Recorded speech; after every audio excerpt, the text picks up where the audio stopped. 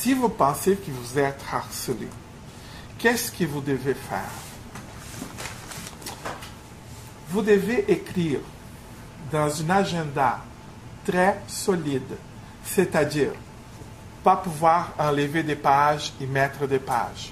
Tu comprends? Un agenda comme bloc. Et vous devez écrire jour à jour qu'est-ce que la personne a dit, qu'est-ce qu'elle a fait, qu'est-ce que vous avez senti, comment vous avez répondu, et s'il y avait des témoins. Pensez-y pas, ah ben ça c'est du harcèlement, ça ce n'est pas. Faites-les d'une manière quotidienne. Laissez la personne qui va vous aider dans cette démarche-là décider si c'est du harcèlement ou non. Parce que parfois, il y a des petits gestes qui sont du harcèlement, mais on va se rappeler seulement des grands, ou on va prendre seulement les grands en considération. Notez tout ce que vous vivez au travail. Okay? Et d'une manière, sans faire des rasures, sans effacer des choses. Ça non plus, par exemple, aujourd'hui, je viens de me rappeler que la semaine passée, il m'avait dit des bêtises que je n'avais pas écrit. Allez pas dans la journée et écrivez par-dessus. Ça ne marche pas non plus, parce que les gens en cours vont essayer de discréditer ce journal de bord. Donc, ils vont dire, ah, mais c'est parce que vous avez écrit ça hier. Donc, ne faites pas ça.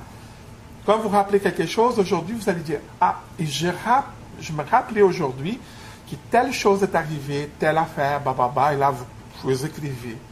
Okay? Donc, n'allez pas avec un autre stylo, parce que même la couleur de le stylo va être analysée en cours pour voir si vous en avez ajouté quelque chose. Donc, faites un journal. Okay? Confronter la personne n'est pas une bonne solution. Je viens de vous dire pourquoi. Essayez de garder le calme. Soyez toujours poli. La personne attend que vous allez vous déstructurer et que vous allez répondre bêtement. C'est aussi une question de que c'est beaucoup plus difficile d'être méchant avec quelqu'un qui est gentil et poli. Parce qu'à un moment donné, il va en avoir dans la tête de la personne une certaine dissonance en disant « Moi, je suis bête, la personne est tellement gentille. » Ça va lui produire un certain malaise. Ça se peut, pas toujours. Mais si vous les répondez, parce que vous dites « Elle dit des bêtises, moi aussi je peux le dire », à ce moment-là, vous venez de perdre votre raison dans le tribunal et vous venez de donner des raisons pour que l'autre vous tape dessus. Parce que là, elle va dire, ah, j'ai toutes les raisons du monde pour lui taper dessus parce que, tu vois, elle est bête avec moi.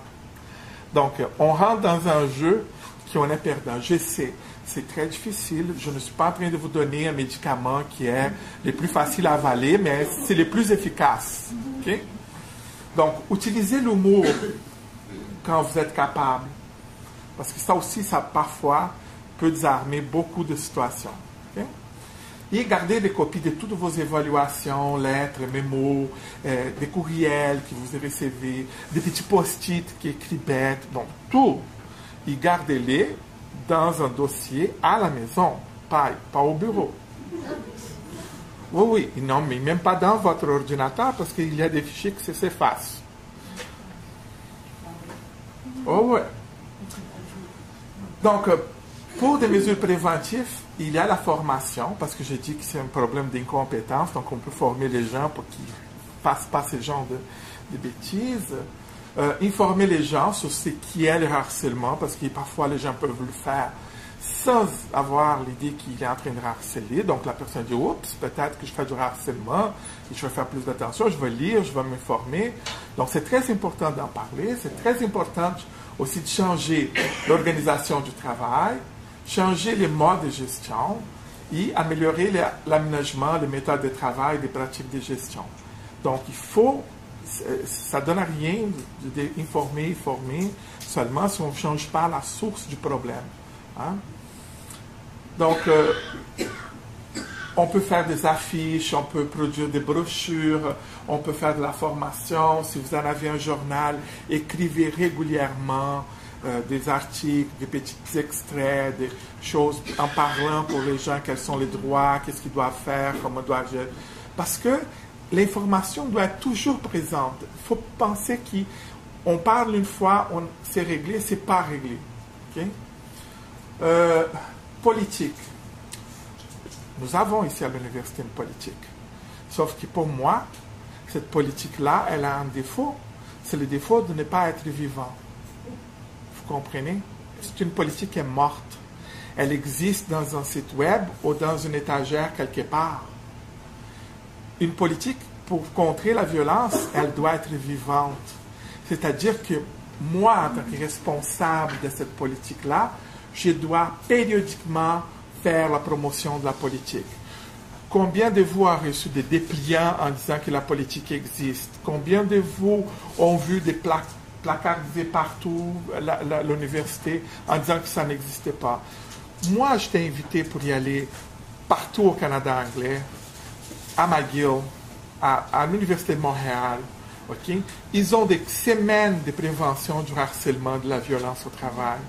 Donc, c'est comme, vous comprenez, avoir une politique pour faire bonne conscience, ça ne fonctionne pas. Okay? Et si vous allez en cours, vous allez gagner parce que ce n'est pas une question d'avoir une politique, ce n'est pas des mesures de prévention qui soient efficaces, elles existent seulement pour exister.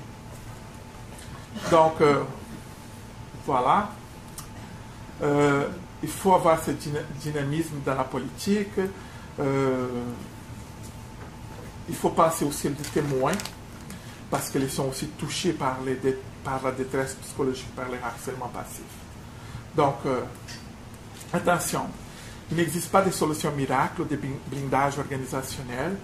Toute forme de communication qui puisse nous donner des signes de souffrance au travail doivent être prises en considération. Parfois, les gens viennent avec un problème, ils disent c'est du harcèlement. Et on dit non, mais ça, c'est pas du harcèlement. Mais ce n'est pas parce que ce n'est pas du harcèlement que ce n'est pas grave et important. Il y a c'est un signe il y a de la souffrance et il faut faire de quoi. OK? Donc, il faut agir d'une manière proactive pour la prévention pour qu'effectivement, est-ce qu'on va être capable de régler 100%? Je ne pense pas.